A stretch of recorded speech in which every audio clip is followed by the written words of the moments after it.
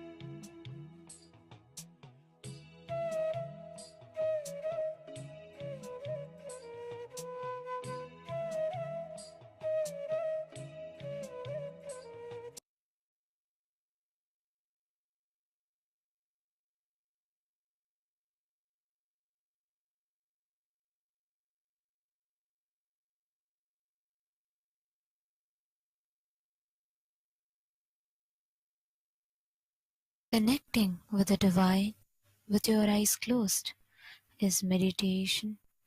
Connecting with the divine with your eyes open is darshan. Come, let us all now move from meditation to darshan. Slowly, very slowly, please open your eyes.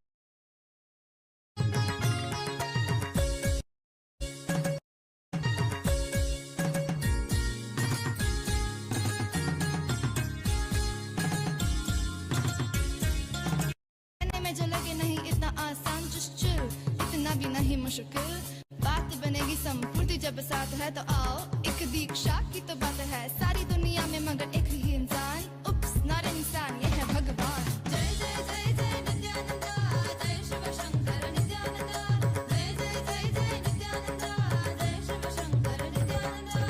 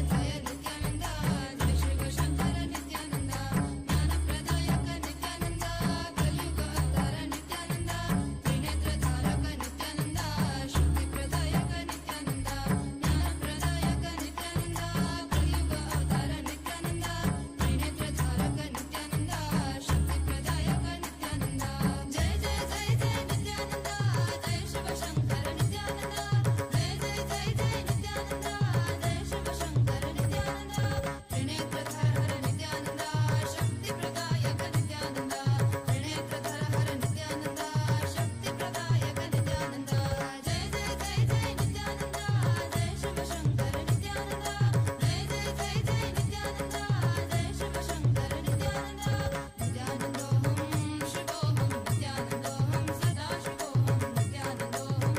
शिवोहम नित्यानंदों सदा शिवोहम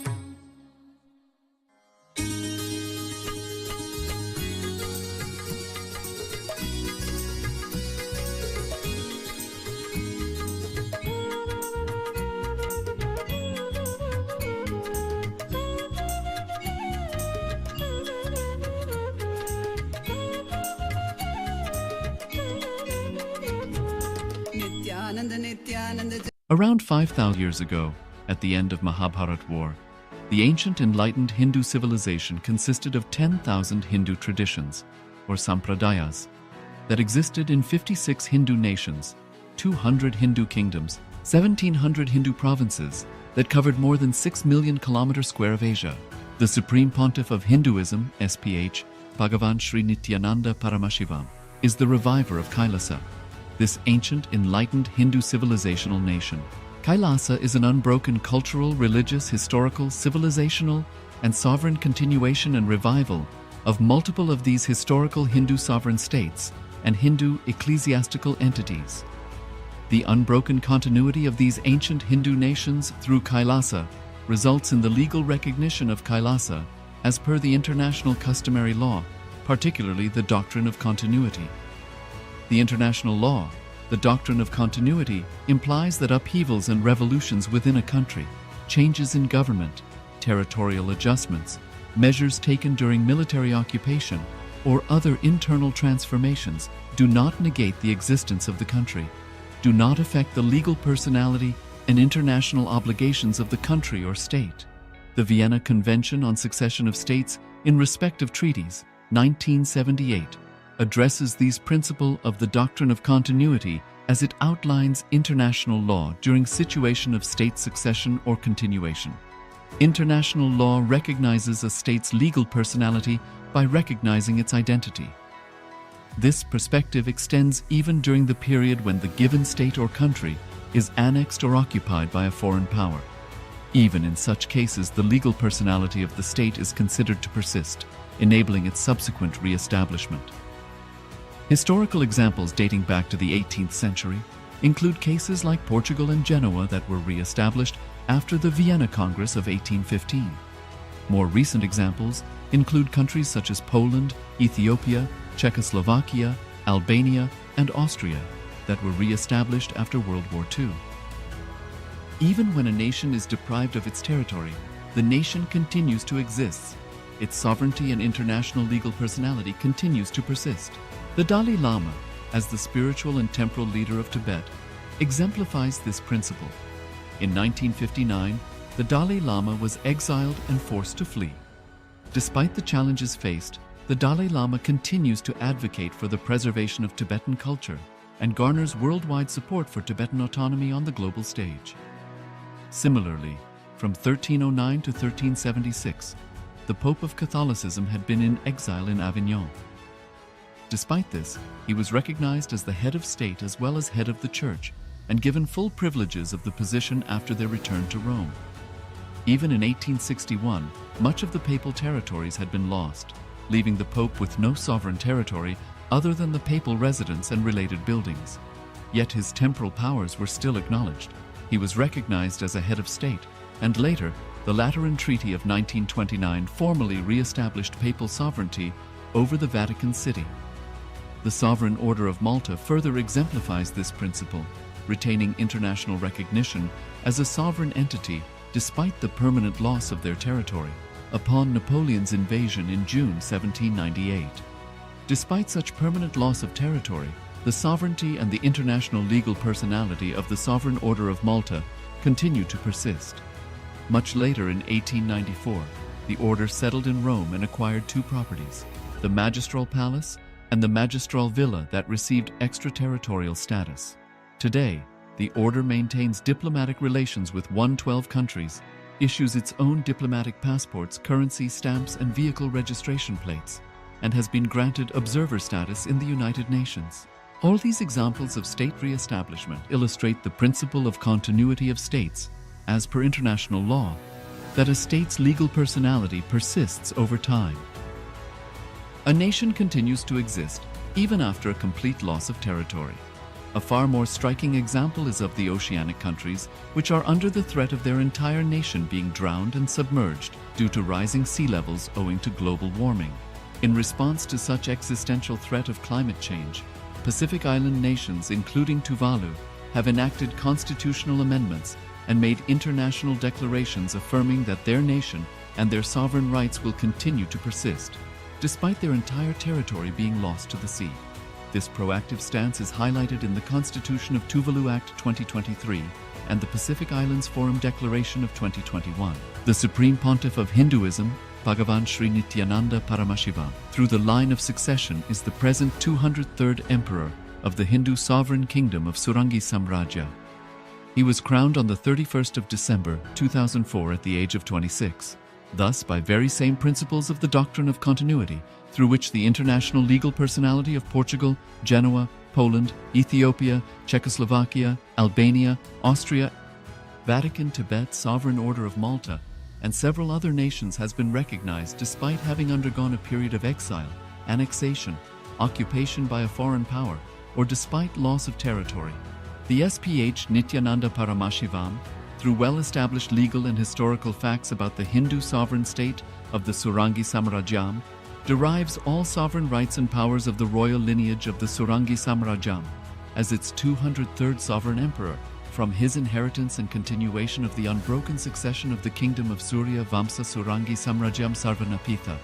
Surya Vamsa Surangi Samrajyam, through unification with 20 other sovereign Hindu states and sovereign ecclesiastical, historical entities, became part of the United States of KAILASA, which thus became a sovereign, independent juridical state, with the SPH Nithyananda Paramashivoham as the sovereign.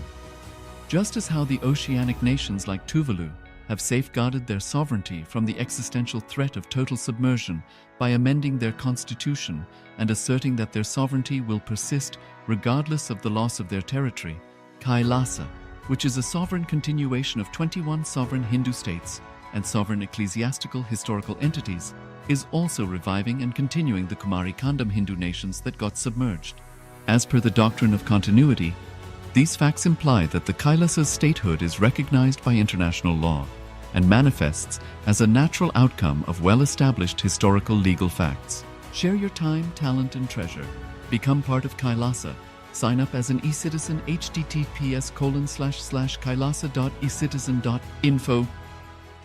Around 5,000 years ago, at the end of Mahabharat War, the ancient enlightened Hindu civilization consisted of 10,000 Hindu traditions, or sampradayas, that existed in 56 Hindu nations, 200 Hindu kingdoms, 1,700 Hindu provinces that covered more than 6 million kilometers square of Asia.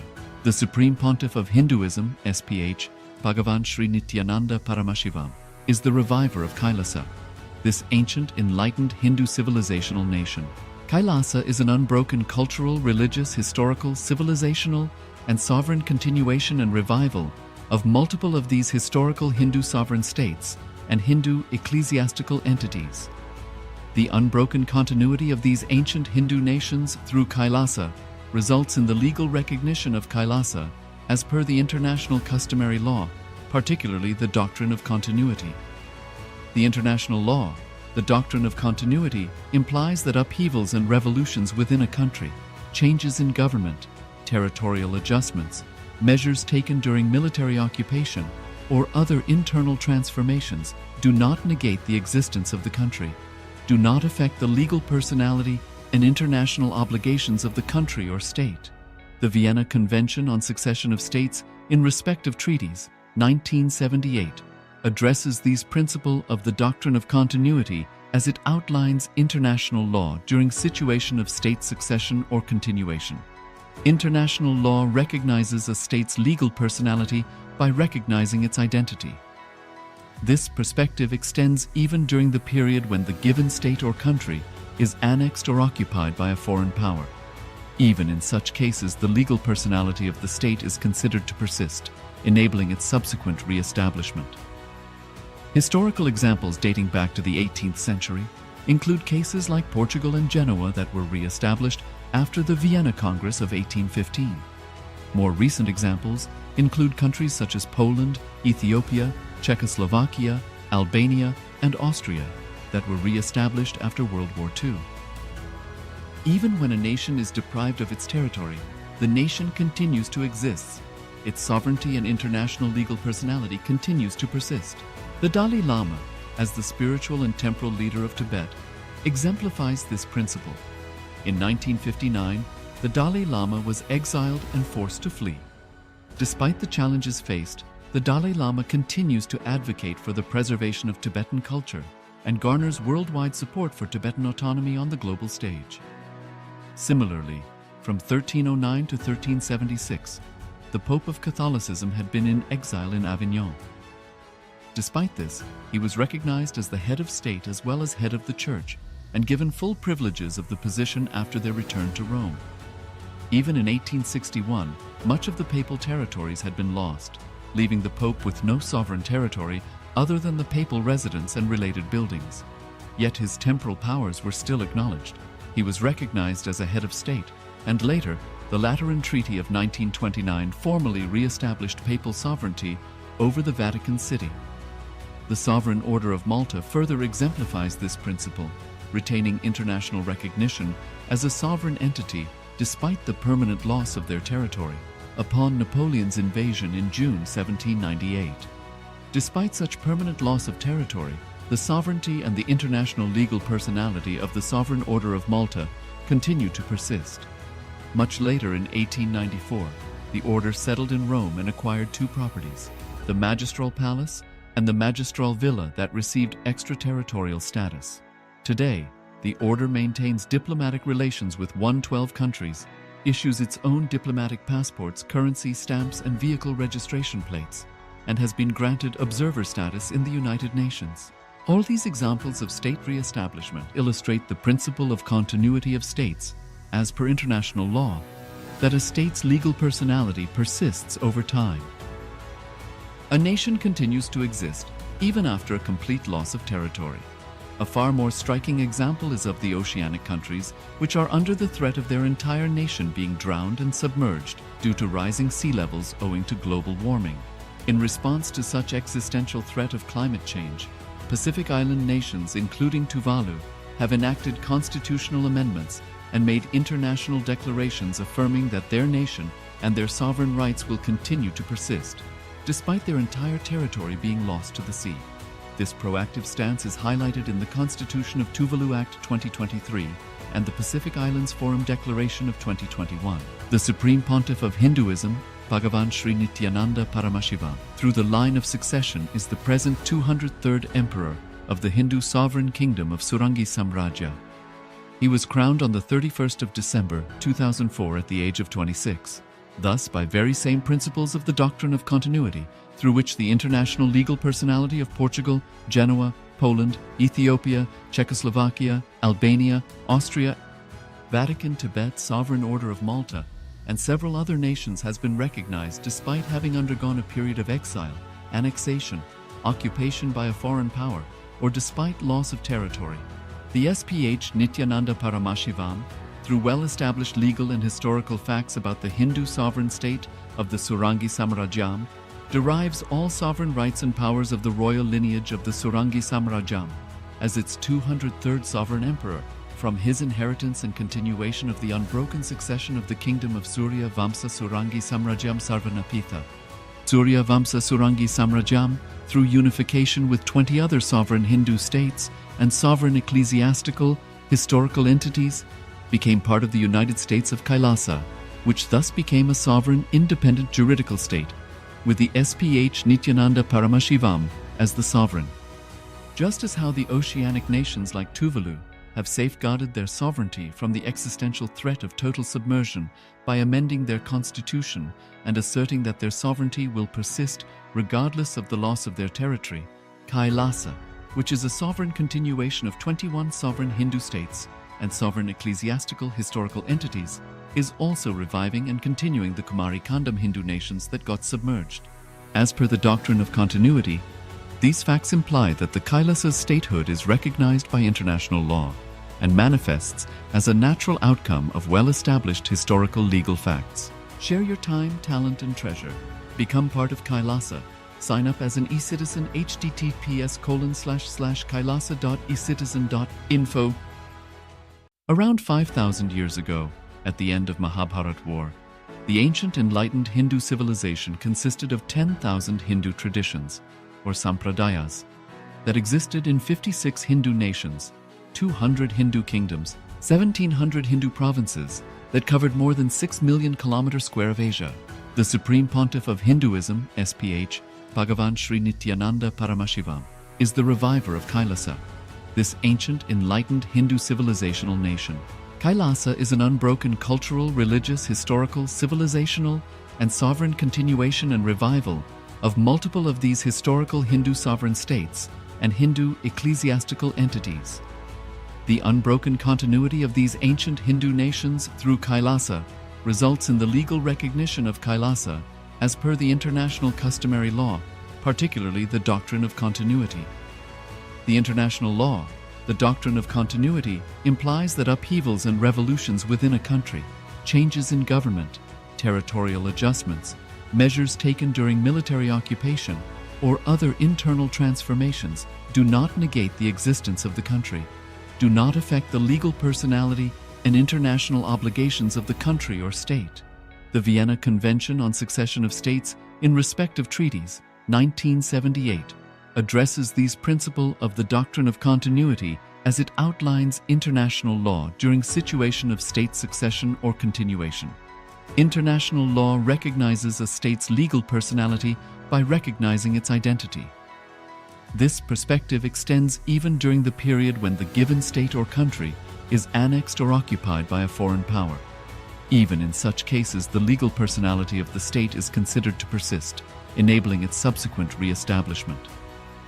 Historical examples dating back to the 18th century include cases like Portugal and Genoa that were re-established after the Vienna Congress of 1815. More recent examples include countries such as Poland, Ethiopia, Czechoslovakia, Albania, and Austria that were re-established after World War II. Even when a nation is deprived of its territory, the nation continues to exist. Its sovereignty and international legal personality continues to persist. The Dalai Lama, as the spiritual and temporal leader of Tibet, exemplifies this principle. In 1959, the Dalai Lama was exiled and forced to flee. Despite the challenges faced, the Dalai Lama continues to advocate for the preservation of Tibetan culture and garners worldwide support for Tibetan autonomy on the global stage. Similarly, from 1309 to 1376, the Pope of Catholicism had been in exile in Avignon. Despite this, he was recognized as the head of state as well as head of the church and given full privileges of the position after their return to Rome. Even in 1861, much of the papal territories had been lost, leaving the Pope with no sovereign territory other than the papal residence and related buildings. Yet his temporal powers were still acknowledged. He was recognized as a head of state, and later, the Lateran Treaty of 1929 formally re-established papal sovereignty over the Vatican City. The Sovereign Order of Malta further exemplifies this principle, retaining international recognition as a sovereign entity despite the permanent loss of their territory upon Napoleon's invasion in June 1798. Despite such permanent loss of territory, the sovereignty and the international legal personality of the Sovereign Order of Malta continue to persist. Much later in 1894, the order settled in Rome and acquired two properties, the Magistral Palace and the Magistral Villa that received extraterritorial status. Today, the order maintains diplomatic relations with 112 countries, issues its own diplomatic passports, currency stamps, and vehicle registration plates, and has been granted observer status in the United Nations. All these examples of state re-establishment illustrate the principle of continuity of states, as per international law, that a state's legal personality persists over time. A nation continues to exist even after a complete loss of territory. A far more striking example is of the oceanic countries, which are under the threat of their entire nation being drowned and submerged due to rising sea levels owing to global warming. In response to such existential threat of climate change, Pacific Island nations, including Tuvalu, have enacted constitutional amendments and made international declarations affirming that their nation and their sovereign rights will continue to persist, despite their entire territory being lost to the sea. This proactive stance is highlighted in the Constitution of Tuvalu Act 2023 and the Pacific Islands Forum Declaration of 2021. The Supreme Pontiff of Hinduism, Bhagavan Sri Nithyananda Paramashivoham, through the line of succession is the present 203rd Emperor of the Hindu Sovereign Kingdom of Surangi Samrajya. He was crowned on the 31st of December 2004 at the age of 26. Thus, by very same principles of the doctrine of continuity, through which the international legal personality of Portugal, Genoa, Poland, Ethiopia, Czechoslovakia, Albania, Austria, Vatican, Tibet, Sovereign Order of Malta, and several other nations has been recognized despite having undergone a period of exile, annexation, occupation by a foreign power, or despite loss of territory. The SPH Nithyananda Paramashivoham, through well-established legal and historical facts about the Hindu sovereign state of the Surangi Samrajyam, derives all sovereign rights and powers of the royal lineage of the Surangi Samrajyam as its 203rd sovereign emperor, from his inheritance and continuation of the unbroken succession of the kingdom of Surya Vamsa Surangi Samrajyam Sarvanapitha. Surya Vamsa Surangi Samrajyam, through unification with 20 other sovereign Hindu states, and sovereign ecclesiastical, historical entities became part of the United States of KAILASA, which thus became a sovereign, independent juridical state, with the SPH Nithyananda Paramashivoham as the sovereign. Just as how the oceanic nations like Tuvalu have safeguarded their sovereignty from the existential threat of total submersion by amending their constitution and asserting that their sovereignty will persist regardless of the loss of their territory, KAILASA, which is a sovereign continuation of 21 sovereign Hindu states and sovereign ecclesiastical historical entities, is also reviving and continuing the Kumari Kandam Hindu nations that got submerged. As per the doctrine of continuity, these facts imply that the Kailasa's statehood is recognized by international law and manifests as a natural outcome of well-established historical legal facts. Share your time, talent, and treasure. Become part of KAILASA. Sign up as an eCitizen https://kailasa.ecitizen.info. Around 5,000 years ago, at the end of Mahabharat War, the ancient enlightened Hindu civilization consisted of 10,000 Hindu traditions, or sampradayas, that existed in 56 Hindu nations, 200 Hindu kingdoms, 1,700 Hindu provinces that covered more than 6 million kilometers square of Asia. The Supreme Pontiff of Hinduism, SPH, Bhagavan Sri Nithyananda Paramashivoham, is the reviver of Kailasa, this ancient enlightened Hindu civilizational nation. Kailasa is an unbroken cultural, religious, historical, civilizational, and sovereign continuation and revival of multiple of these historical Hindu sovereign states and Hindu ecclesiastical entities. The unbroken continuity of these ancient Hindu nations through Kailasa results in the legal recognition of Kailasa as per the international customary law, particularly the doctrine of continuity. The international law, the doctrine of continuity, implies that upheavals and revolutions within a country, changes in government, territorial adjustments, measures taken during military occupation, or other internal transformations do not negate the existence of the country, do not affect the legal personality and international obligations of the country or state. The Vienna Convention on Succession of States in respect of treaties, 1978, addresses these principles of the doctrine of continuity as it outlines international law during situation of state succession or continuation. International law recognizes a state's legal personality by recognizing its identity. This perspective extends even during the period when the given state or country is annexed or occupied by a foreign power. Even in such cases, the legal personality of the state is considered to persist, enabling its subsequent re-establishment. Historical examples dating back to the 18th century include cases like Portugal and Genoa that were re-established after the Vienna Congress of 1815. More recent examples include countries such as Poland, Ethiopia, Czechoslovakia, Albania, and Austria that were re-established after World War II. Even when a nation is deprived of its territory, the nation continues to exist. Its sovereignty and international legal personality continues to persist. The Dalai Lama, as the spiritual and temporal leader of Tibet, exemplifies this principle. In 1959, the Dalai Lama was exiled and forced to flee.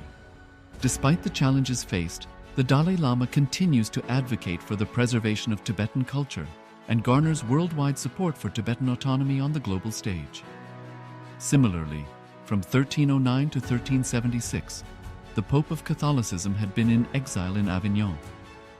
Despite this, he was recognized as the head of state as well as head of the church and given full privileges of the position after their return to Rome. Even in 1861, much of the papal territories had been lost, leaving the Pope with no sovereign territory other than the papal residence and related buildings.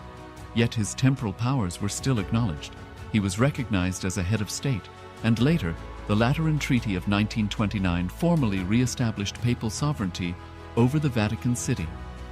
The Sovereign Order of Malta further exemplifies this principle, retaining international recognition as a sovereign entity despite the permanent loss of their territory upon Napoleon's invasion in June 1798.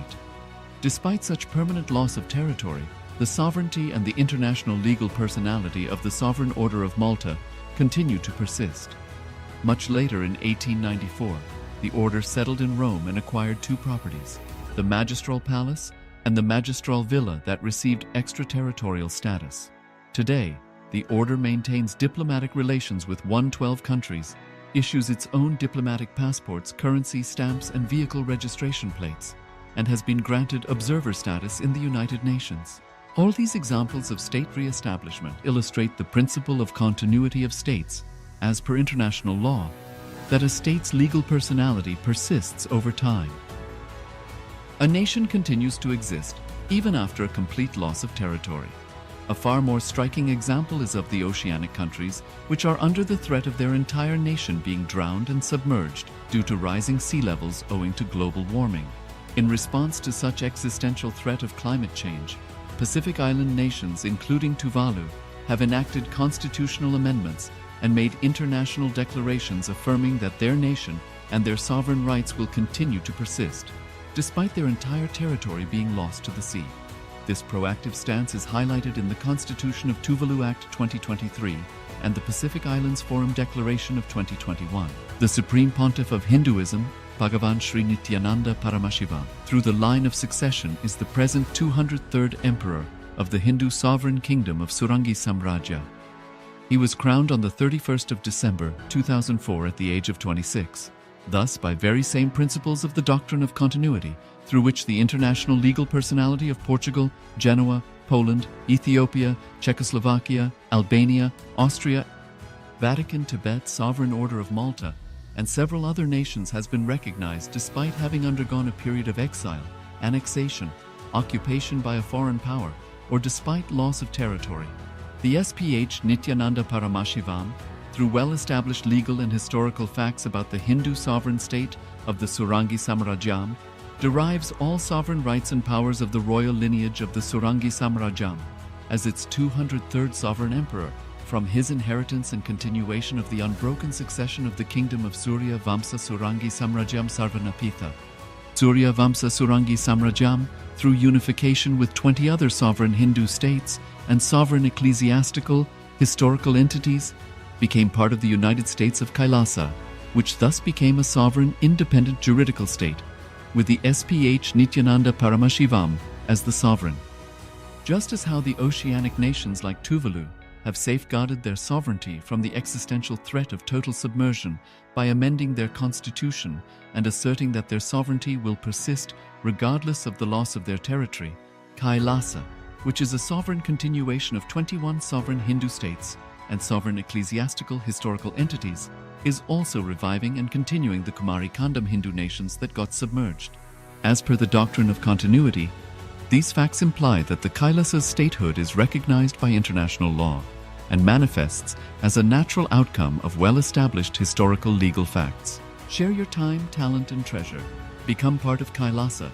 Sign up as an eCitizen https://kailasa.ecitizen.info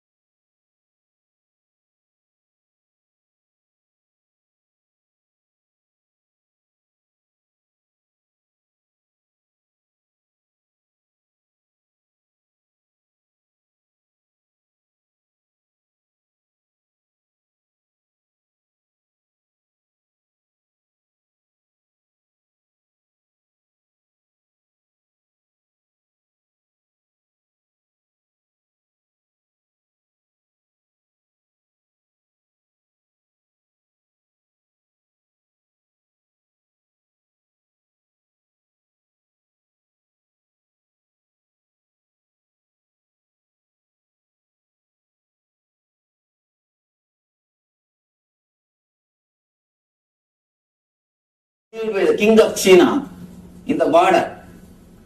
The king is very devoted to Buddhism. He has built thousands of monasteries. He has translated all Buddhist scriptures to Chinese language. And he has done all possible things to spread Buddhism. He is standing in the border and receiving the Bodhidharma. After receiving Bodhidharma, he asks Buddha, please tell me, I have done so much of service to Buddhism. What will I get after death? What is the reward for me? Because I have done so much of service. It's a wonderful story. He says, I have asked so many Buddhist monks. They told me that I will reach the seventh heaven. But I wanted to listen from you. What will I get after my death? What will be the reward for me for all this service? Bodhidharma is a very honest man. Very honest man. Straight away he says, doesn't even bother that he is a king of this country. He says, I can be sure of one thing, you will reach only seventh hell. I was totally shaken. The king was totally shaken. He said, what are you talking? I have done so much for Buddhism. How can you say that I will reach seventh hell? Bodhidharma makes a beautiful statement. If you have really done the service, the very service itself is a reward. If you have really done this out of your joy and bliss, from your being, the very service itself is a reward. You have done from your doing. Just because you can't keep quiet. Your whole personality is centered on doing. Our personalities will be centered in three levels. Either it will be centered in being level, or having level, or doing level. Person who is centered in doing level, he is in hell. There is one more beautiful statement Bodhidharma makes. Don't think you will do some sins and then reach hell. You are doing sins because you are in hell. You will never hurt others. You will never be violent with others if you are happy, peaceful within yourself. You will do sinful acts. You will do wrong things because you are in hell. Very doing wrong things shows that we are in hell. Very doing right things shows that we are in heaven. Don't think you will do some sinful acts then go to hell. You are in hell because of that you do sinful acts. Don't think you will do some good things and then reach heaven. No. You do good things because you are in heaven. The very mood with which you do the activities, that is heaven or hell. Heaven or hell is not geographical, it is psychological. It's not geographical. Don't think you will reach somewhere. No. Bodhidharma explains beautifully. All your service, all your action is out of doing, not out of your being. Because you can't keep quiet, you have to do something. You are rajasic, restless. Just you wanted to show you are some way great. Whatever you take up, you do it in a very big way. Why do you think these so-called religious people install tall structures? It is not to show the greatness of God, it is to show the greatness of themselves. Big kings erecting tall structures. Why? It is to show that they are great. Not even God is great. I have seen in India some temples are called Birla temple. I was just shocked. Why should Birla have a temple? Why should Birla have a temple? It's for God we make temples. But when you erect temples just to show your greatness, the temple will be named only after you, not after God. It is out of restlessness, just to show that whatever you do it in a grand way. Whatever you do it in a big way.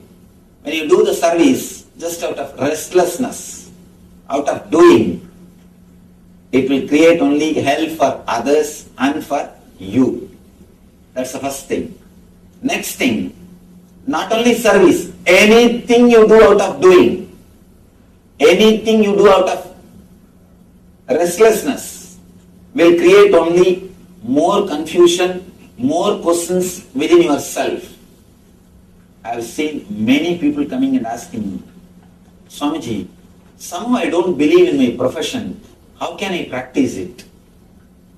What am I supposed to do? I feel I am not in the right place. I feel I am misplaced. Deep misery, deep agony is their being. Then how can they do anything perfectly? How can they do anything totally? I have at least 600 American doctors as our healers. We have 2,000 healers all over the world serving the society through 400 centers. Average 20,000 people are touched by our healers every day. This statistic record says every day average 20,000 people are touched by our healers. I have more than 600 healers for American doctors.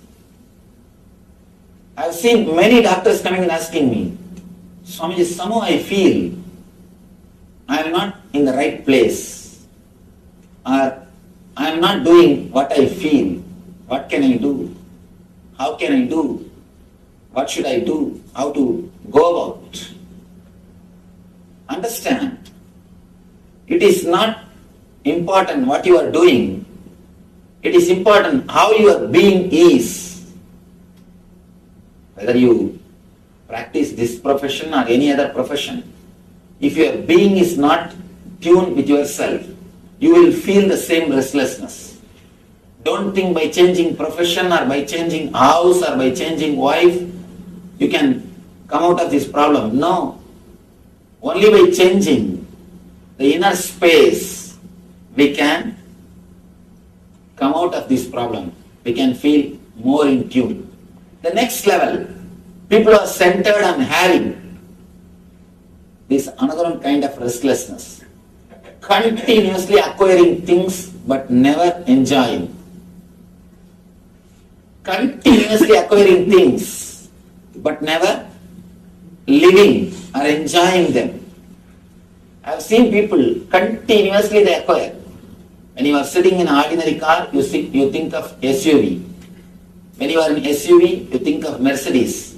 When you are in Mercedes, you think of Rolls Royce. By the time you get the Rolls Royce, you think of helicopter. Something continuously you are postponing. Continuously we run behind having, but not living, but not enjoying.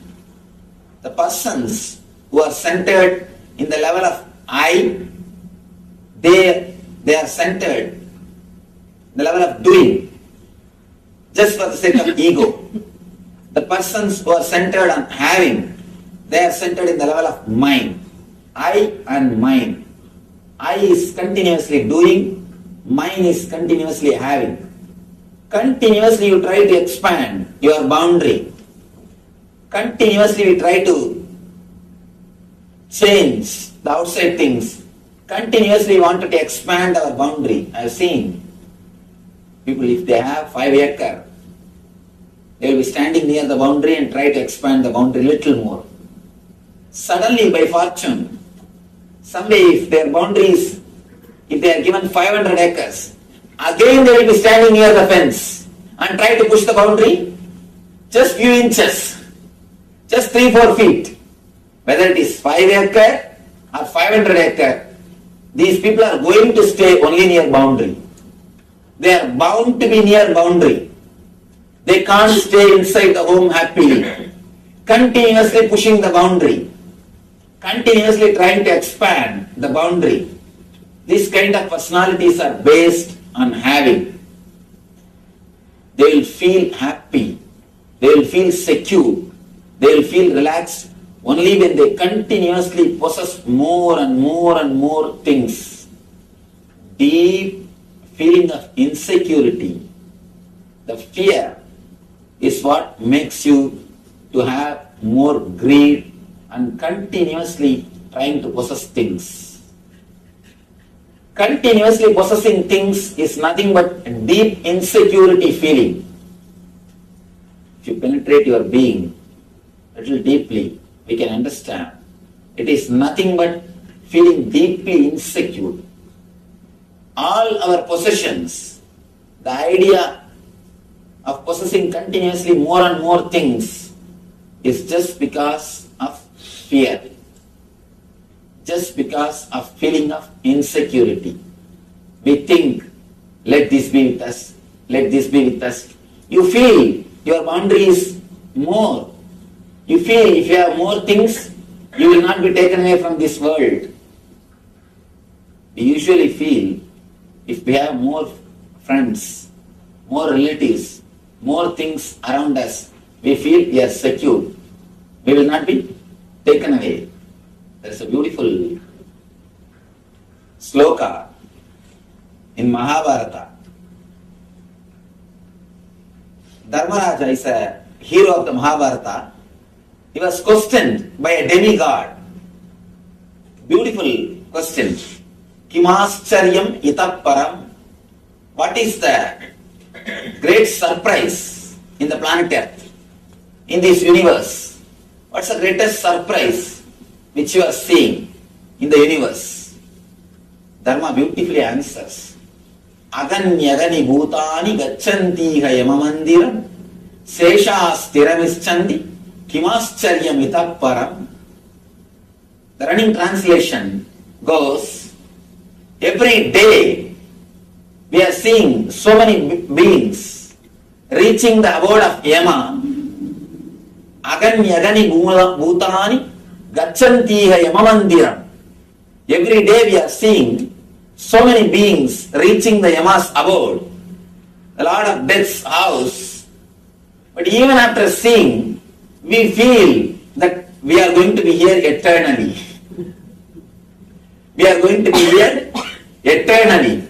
We are going to be here forever. We never think, our being never feels that we are also going to leave. Continuously we are seeing. For a few minutes we feel, especially for doctors, after a few times, we just become insensitive to the whole concept. Or we just take it for granted. We don't think, we don't look, we don't prepare ourselves consciously for the whole life and death. We don't look the whole event. We don't look both sides. Either you try to forget yourself through greed, means expanding your boundary, or you try to forget yourself because of the fear. Of course, the fear also ends in expanding the boundary. We try to hide, we try to forget all these things by continuously expanding the boundary. Whether you stay in the level of doing or in the level of having, unless you reach the level of being, you will not be able to relax. You will not be able to experience what is really life. Actually, a person who is born blind, you can never make him understand what he is missing. Can you make him understand what he is missing? No. Same way, the person who has not experienced the ecstasy of being, the bliss of being, we can't explain to him what he is missing, what he is just not having. By not entering into the space of being, what we are missing can never be explained or expressed by words. That is the reason. Again and again and again, our rishis, our masters insist on reaching the state of being. In India, this is a basic lesson. The moment a person reaches the age of 7, the first lesson given to him is how to connect yourself into your being. How to connect yourself to your being. The first lesson taught to anybody is how to stay in your being level. The Gayatri mantra is a straight technique to reach the being level. Of course, the Gayatri mantra is nowhere related to any ritual, any puja or any worship. It is a straight technique to make you fall in tune with the being, to make you fall in tune with your consciousness. The meaning of the mantra itself says, let me meditate on the energy which awakens consciousness in me. Let that consciousness help me to meditate on it. That's all. Nowhere it says about any devata, any god, any ritual, anything. It's a straight technique to tune yourself into that being level. When I use the word being, I mean the thoughtless awareness. You are doing or having. These two are like a zeros. Unless there is a being, these zeros have no value. Only when you achieve your being, these zeros will have value. If you don't have the being, what can you enjoy? You can only just jump from one place to another, one space to another. You can just move. We are almost living like a ghost. We are living like ghosts. Our body is there. We are moving. Something is happening. We are there. But the being, the feeling of homeliness is missing. See, enlightenment doesn't mean that you become extraordinary or you become something like a superhuman or you become some way superlative. No.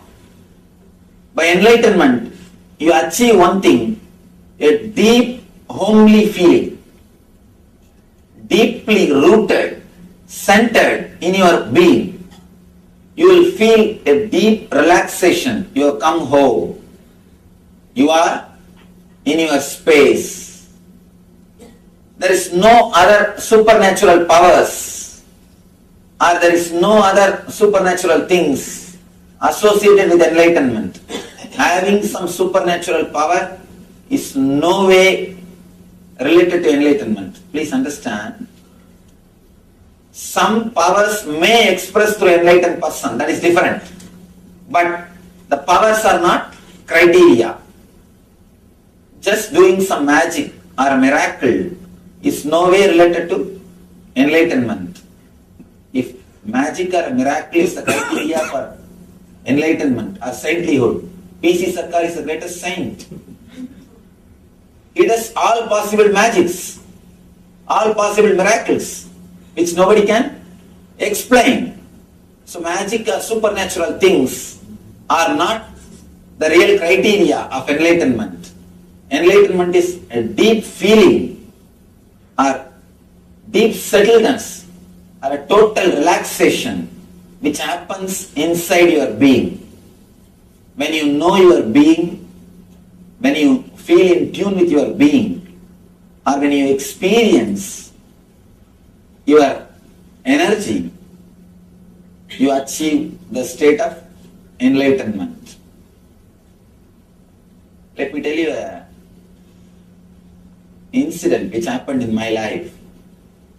At the age of 10, I was taken to a great master, Annamalai Swamigal.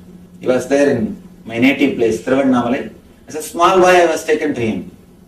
Usually, in India, the parents, they force the kids and take them to these Swamis and all these temples.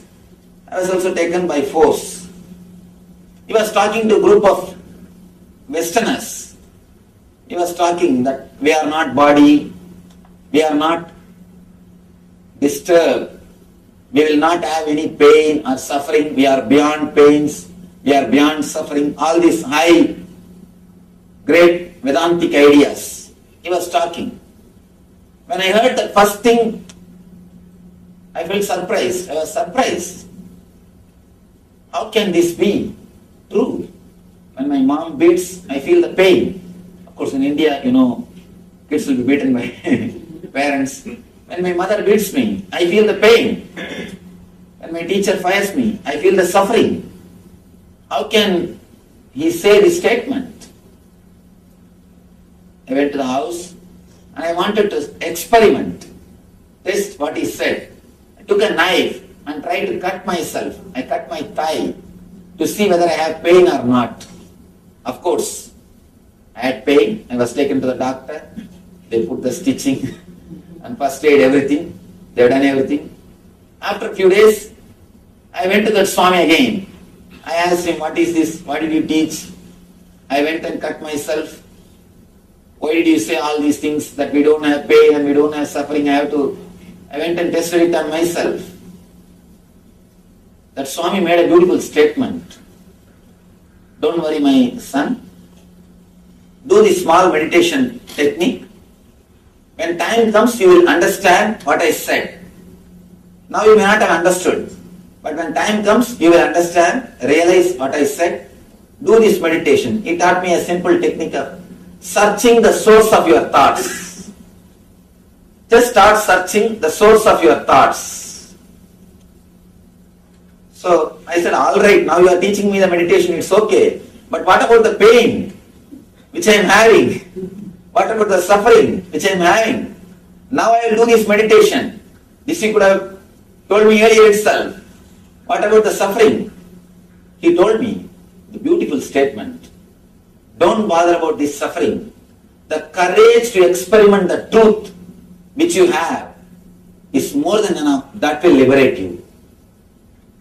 These one or two small mistakes, these small things, don't bother about it. It is worth doing. Or these troubles are worth facing. The courage to experiment with the truth, that's the greatest thing anybody can have. You have that. That is enough. That will guide you. That will lead you to the ultimate experience or to the end of the life. Of course, that one statement, the courage to experiment with the truth, that one statement gave me the courage to experiment with all these truths. To reach the being level, we need only one thing, the courage to experiment with the truths, the courage to go behind the truth wherever it leads us, not just as a time passing. Most of the time, all these higher ideals are just time passing for us. I have seen people coming and asking me, Swamiji, tell me something about God, how to realize, how to achieve spirituality. I tell them, please be seated, let's stop. They say, no, I have to go for bus urgently. Just tell me something within 10 minutes. I have only 10 more minutes. So you can't have instant coffee. If it is superficial, if it is very shallow, it will be only time pass and entertainment. I have seen, actually once a person came to me and he asked me, Swamiji, please teach me how to achieve God, how to reach the enlightenment. Please teach me. I did not answer. I just started talking something else. I just started talking to him. How are you? You are from where? What you are doing? How many kids you have? What your wife is doing? I started talking all these things. And he started answering. Then conversation turned towards other side. After that, he spent 3 hours with me. He did not even raise the question again. He forgot the whole question. Then understand how sincere the very question is. Just the time pass. Casual question. Just because you got somebody. Put some question, that's all. If he answers, okay. If he doesn't, well and good. Which is not sincere. are the real problem. People tell me, Swamiji, many times I think I should ask this question, that question. I come with all preparation, but when I come in front of you, I forget all the questions. If you say this, be very clear, your questions are not worth answering. They are just casual. If they are real questions, how can you forget them?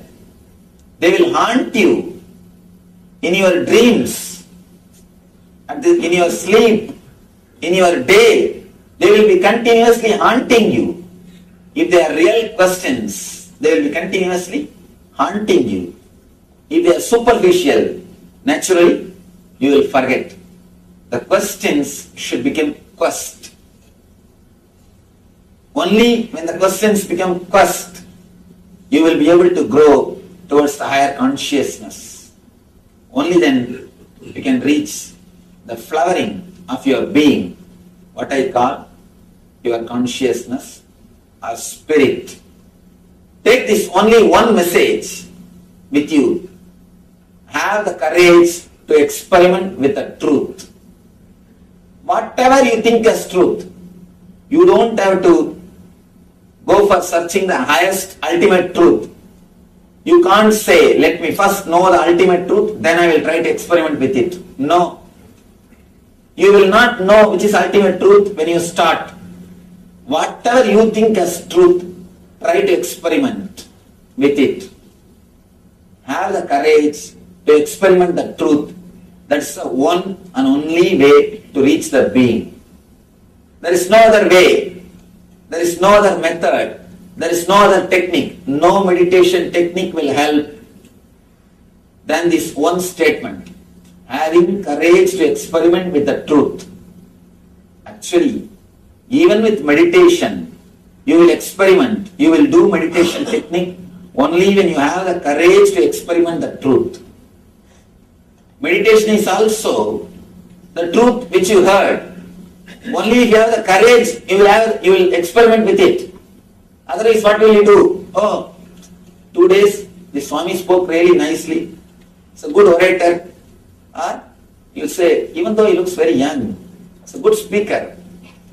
I have seen many people, after the discourse, they will come here and tell me, Swamiji, you speak so beautifully. You have spoken such great things. I just catch them. Tell me what I spoke. I just catch them. Tell me what I spoke. They say, no, don't ask that. You spoke very nicely. You are really a great person. I have never seen such a great discourses. I have never heard such a great discourses. I have never seen such a great person. You spoke really nice way. Please understand. If people are coming and telling after the discourse that I spoke beautifully, means they have not heard what I spoke. They are just sitting and preparing what they should come and tell me after the discourse. They are just preparing in the mind. What should I tell?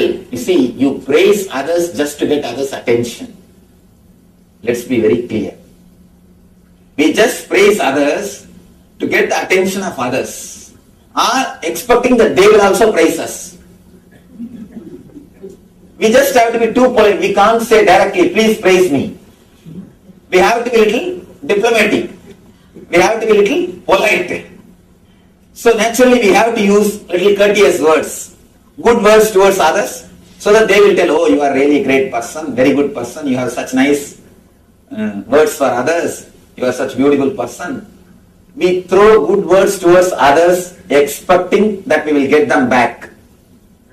We will get them back. Please be very clear. Don't prepare words.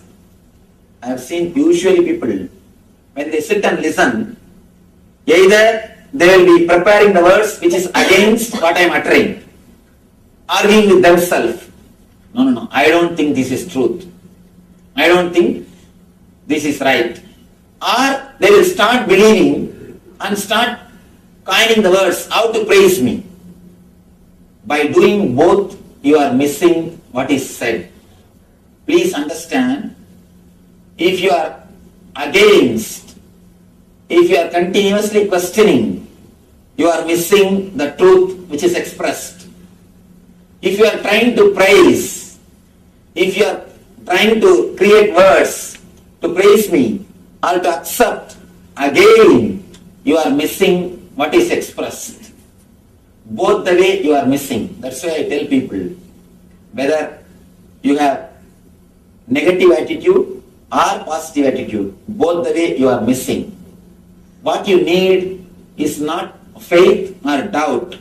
What you need is courage to experiment with the truth. Just have little courage. I always tell people, the so-called believers or the so-called religious people are the most cunning people. I have seen many different kinds of people. Atheists will be more honest and straightforward. In my experience, I tell you, atheists, non-believers, they will be more honest. They are more straightforward. If they don't feel, they are very clear, straight. They don't care for anybody. But the so-called believers, believing out of fear or greed, without having the courage to go behind the truth, I call only these people as believers. Believing just out of fear or greed, without having the courage to experiment with the truth. This type of believers, they will be, first thing, they will be hypocrites. Next thing, egoistic. They will design all cunning methods to escape from the truth. They will have everything except truth. What we really need to reach our being is the courage to experiment with the truths. Vivekananda says beautifully, instead of reading libraries, volumes and volumes of books, just have the courage to experiment with simple 2-3 concepts. Take 2-3 concepts, have courage to experiment with them. That's enough.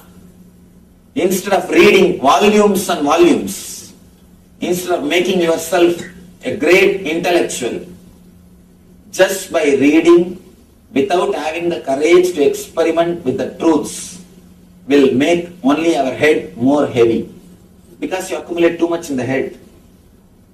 If you eat and don't digest, what will we do? We will vomit on others.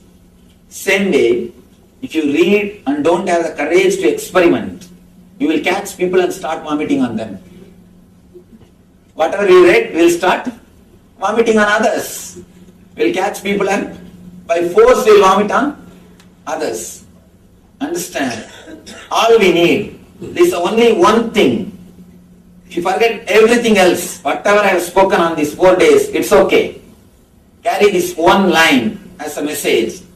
Courage to experiment with the truth. What you think as truth.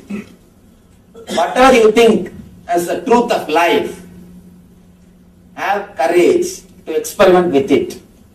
Whatever you know as the truth, just have the courage to play with it, to experiment with that truth. All of these are steps, or what I call steps, or exercises, just like you do physical exercises to strengthen the body. Yogic discipline, yogic exercises are primarily meant to provide you the means or the techniques to take you to that state of connectedness, to that state of bliss or ananda, which I'm not giving a discourse, by the way, I'm just stating my question with a few things. I just wanted some clarification. To help us achieve that level. So these are the various disciplines. Now we have so many different schools, like Swamiji, you pointed out, there are so many masters that we search for, come across. Sometimes things will work, sometimes things don't work. And we take all of these different experiences. My question in simple words is, are all of these different paths meant to take you to that same state of awareness or bliss or connectedness? And is that the main purpose of all of these yogic disciplines, meditation techniques, etc.? The second thing that I wanted to ask you, if I can get your permission, is to also explain the state of connectedness and the levels of consciousness in terms of waking consciousness, sleeping consciousness, because you mentioned this in the very first lecture about the dreams and the projections and of the energies. In terms of waking consciousness, sleeping consciousness, dreamless sleep, and because you mentioned something about that today, and how these four states of consciousness are symbolically expressed in the Omkara Shabda. That is my question.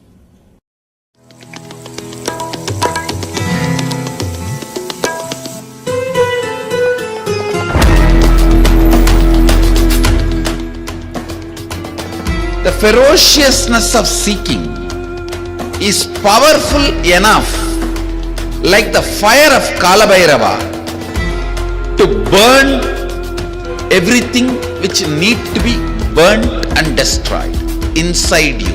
Laziness, tiredness, boredom, everything which need to be taken out of you can be just like that burned. How many microseconds it will take for negativity to disappear in front of Kalabhairava's ferociousness? Not even micro millisecond.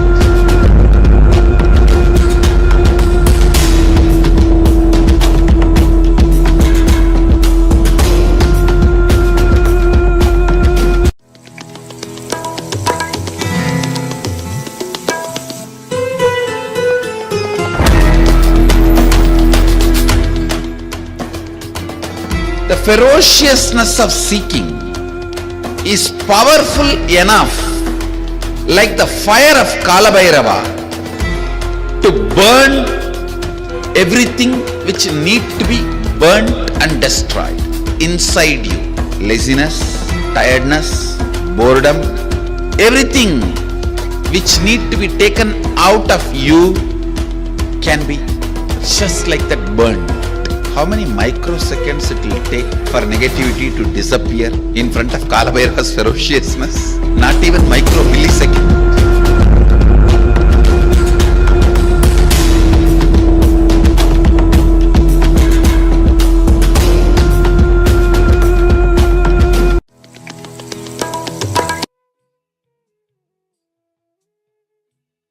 Yes, Nithyananda. So, how much time it takes to burn all away all your negativity, all your patterns for Kalabhairava? He just burns with his fire of ferociousness. So, all those who are interested in offering your gratitude, see, offer as gratitude. When you offer with gratitude, all your patterns just with his ferociousness just melts down. So, if you're interested in offering gratitude to the Kalabhairava, please let us know. We'll be guiding you further. And we just had the revelation on yoga for the being. So I say very beautifully. Whatever truth you know, have the courage to go behind that truth. Whatever truth you know. So having that courage to go behind it, as Swamiji shares his own experience.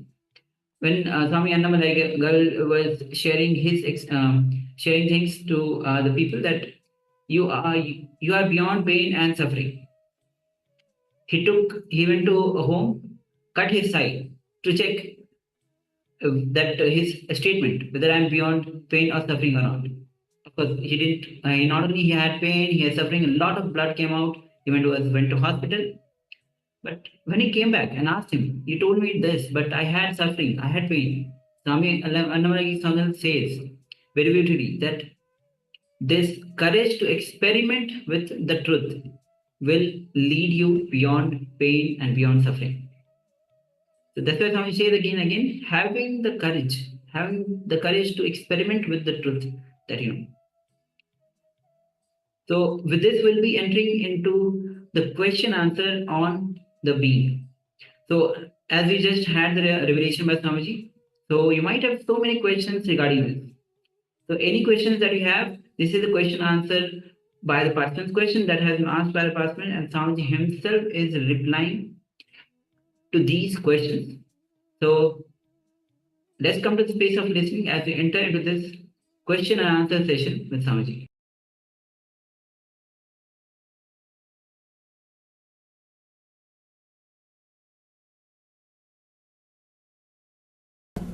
Yes. Could you, Swamiji, tell something about Sarupa Samadhi? Oh, that's nice. Too big word.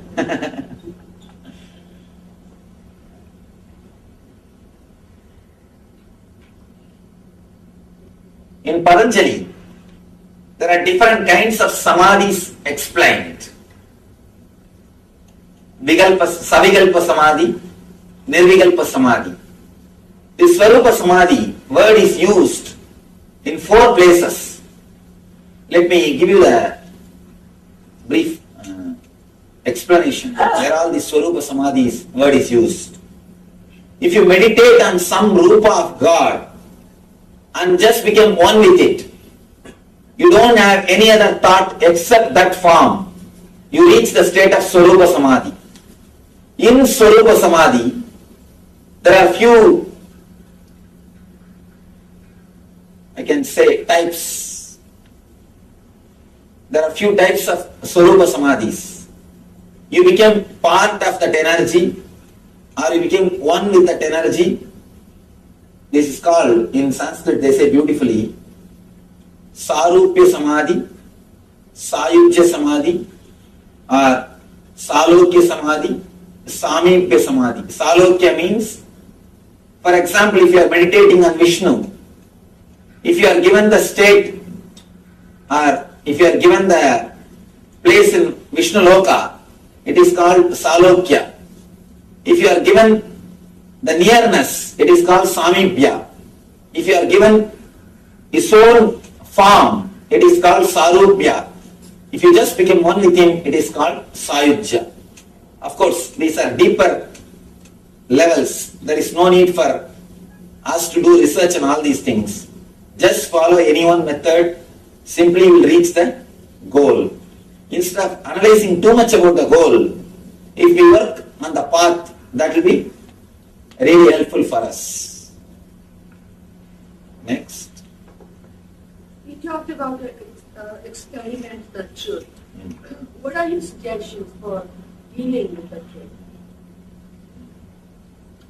Dealing with the truth is what I call experimenting with the truth. First thing, we are not so mature to deal with the truth directly. Always we need buffer springs. In the car, we have buffer springs so that we will not have the shock of the roads. The shock of the road will not be felt by us. We have a buffer spring. Just like that in the life also, continuously we keep buffers. The fantasies are the buffers. Hopes are the buffer spring. Continuously we keep ourselves away from the truth. We don't directly face the truth face to face. We don't deal the truth face to face. We say, no, this is, today it may be like this, but tomorrow it will change. Day after tomorrow, it will change. Only kids need time to dream. Kids need lot of time to dream to cope up with the reality. Even after becoming a mature person, still, if you have the habit of dreaming to cope up with reality, please be very clear, we are childish. We are not childlike, childish. I use the word mature person to a person who can directly deal with the reality, who can directly deal with the truth without having fantasies or hopes. If you can, if you are matured enough to face the truth as it is, without trying to give the sugar coat or without trying to postpone, no, tomorrow things will change. No, after some time things will change. I think there is some hope. If you are continuously postponing with your fantasies and hopes, we are immature people. Maturity is nothing but the ability to face the truth as it is, to deal the truth as it is, without any hopes, without any fantasies. See, continuously people fantasize about heaven just because they are not able to face the truth of the present moment. Just because you are not happy with the present moment, the reality, the truth of this moment, you fantasize, no, I'll have heaven, I'll have this, I'll have that. No. The ability to face, the ability to respond spontaneously is what I call responsibility. If you can respond spontaneously to this moment without having any buffer between you and the truth, you are a responsible person. Only then we can be called as mature person. Maturity is nowhere related to 21 years. It is somewhere related to our being.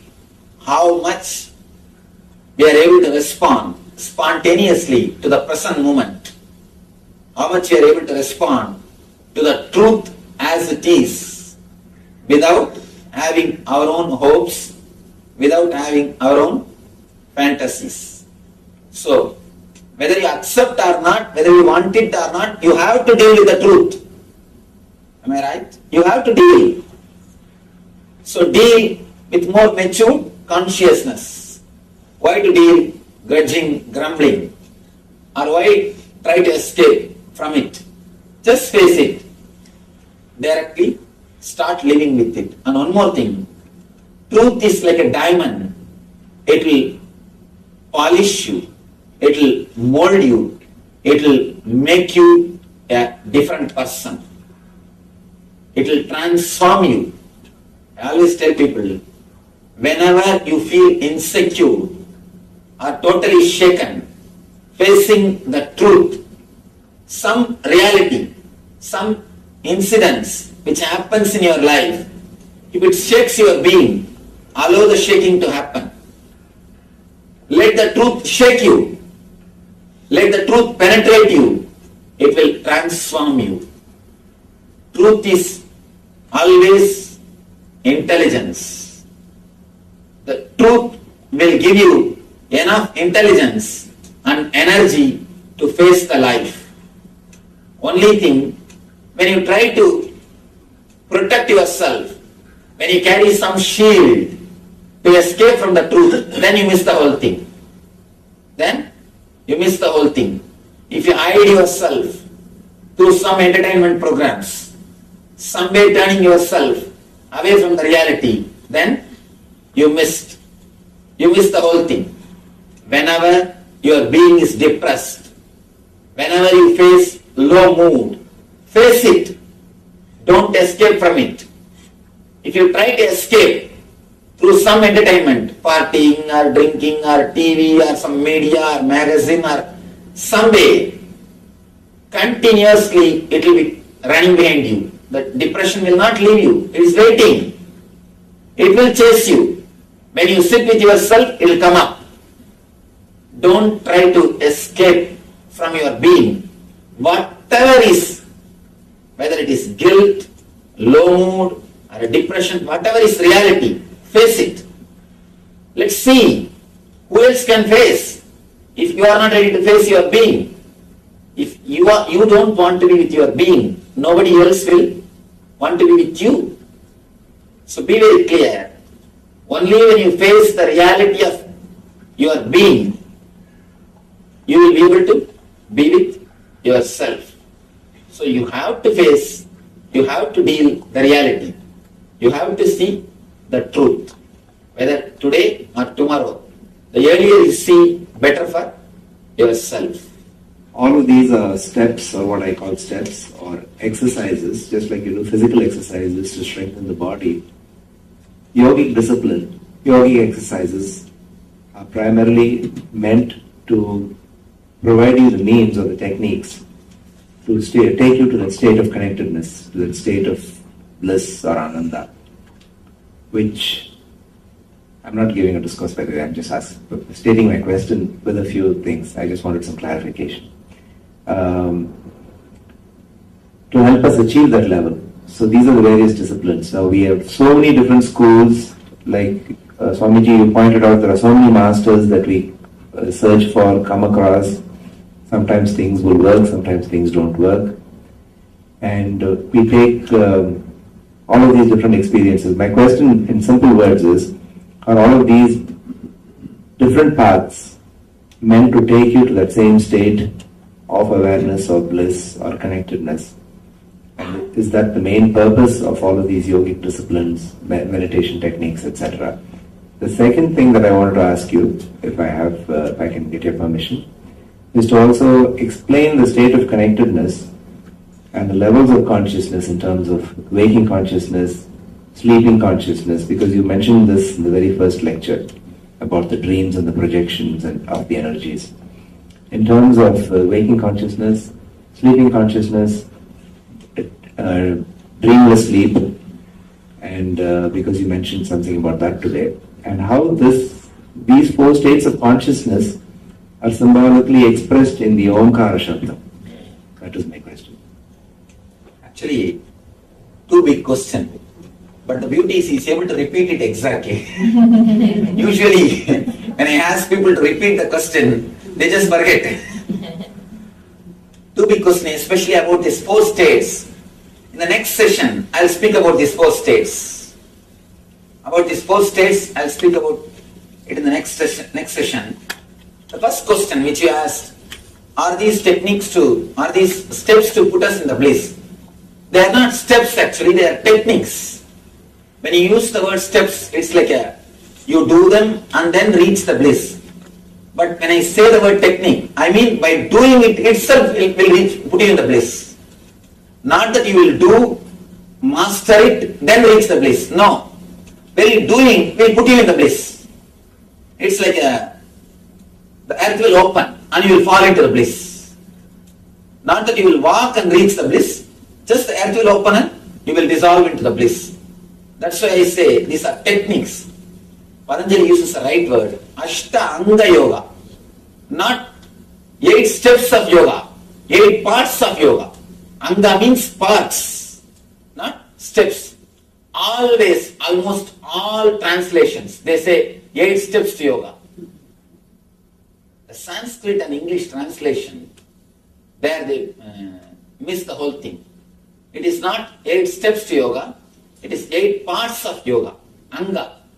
So these things are also techniques. They are not steps. They straight away put you into the bliss. That's the first thing. One more thing is asked about, we see many masters and many techniques. Are they all helping us to reach the same bliss? Here I have to say honestly, I don't know. I know only one thing about what I am speaking, are the techniques which I am giving. I do not know, I have not experimented with all the systems, with all the techniques. Of course, there are so many masters, so many techniques. Anything which suits you, which suits your system, you can follow it. How to find out whether it suits you or not? Something beyond your intellect will happen. You will feel connected. Just like something has happened in you, you will feel connected. People ask me, Swamiji, should I accept you as Guru? Should I remember you continuously? Should I meditate on you? I tell them, never do that mistake. If I am your master, you can't forget me. Simply you will not be able to forget me.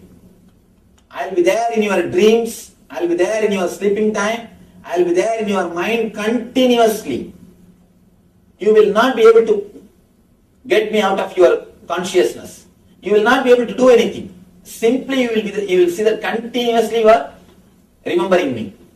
The remembering or the accepting master or following a system, all these things should happen, should never be done. All you can do is try to have the courage to experiment with the truth. Try to experiment with some techniques or something which you think as truth. Do that much is enough. That much is enough. More than this, everything should happen. If you do it, it will not be having the same result. It will not be beautiful like it's happening. The other things, the higher things should happen. So just search, continue to search. At some point, with somebody, something will click. You will feel deeply connected and you will simply feel that he is the person for you. You will simply follow him. Something will say from your being, beyond your intellect. That's right. He is the right person.